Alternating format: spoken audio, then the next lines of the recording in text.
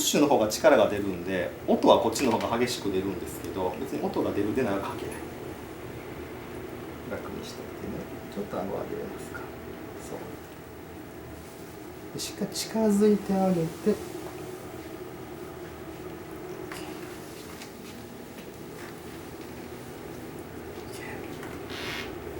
いしょ。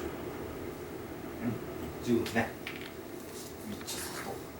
あれぐらいで十分。